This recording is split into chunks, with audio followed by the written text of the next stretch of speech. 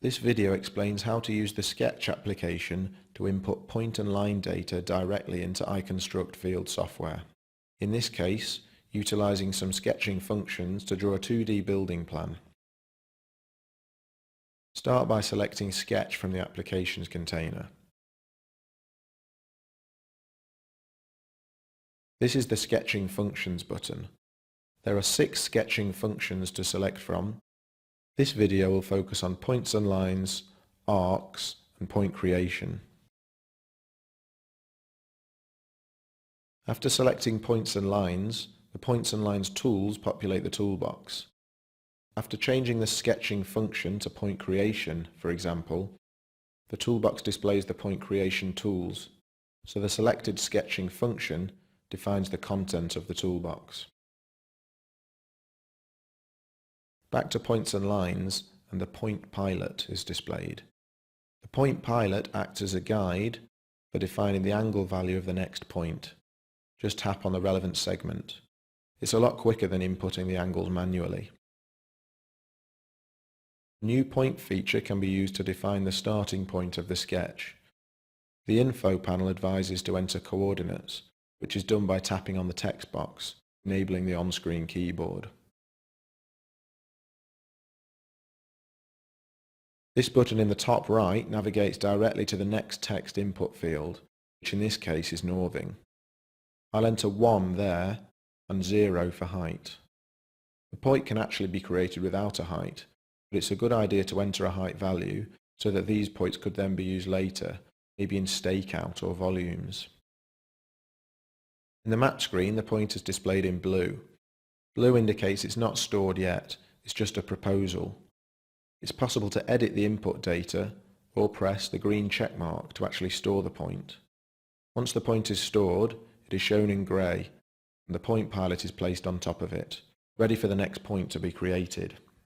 Continue sketching by tapping in the point pilot to change the angle, defining the distance and height, then pressing the green accept key.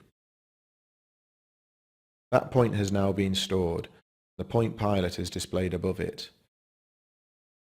Again, use the point pilot to change the next angle, input the distance, press accept, and a further point is stored. It's a very simple process of choosing the angle, defining the distance, and pressing accept.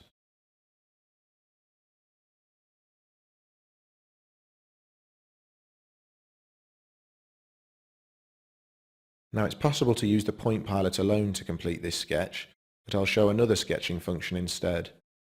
The point creation tool, angle intersection, can be used to close off the current sketch. Select a new sketching function, which is point creation, and then select angle from the toolbox. Following the info panel guidance, select the first point and the second point for the intersection. The intersecting point, based upon these configurable angle values, is shown in green. Choose whether or not to draw a line to that point, and then press the green accept key to store. Again, the point is stored in grey. That was the point creation tool, angle intersection, but there are a number of other tools displayed here, each as simple to use as angle intersection.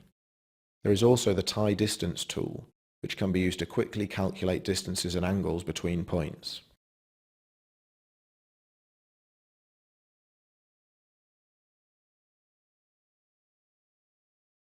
Moving on now to the arcs function.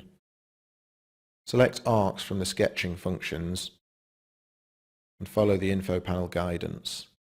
Select point 4 and point 5. The arc position is already proposed on the sketch in blue. Change the number of segments in the arc to 3, which distributes points along the arc. Choose whether or not to display the line in the arc using the toggle button. Tap the green accept to store. Each toolbox contains a delete option. I'll use that now to delete the line below the arc. Now the basic sketch is complete. It could now be used in other applications contained within icon, for staking out for example, or making area and volume calculations. For information on adding offsets to this sketch or anchor bolt patterns, see further sketch videos.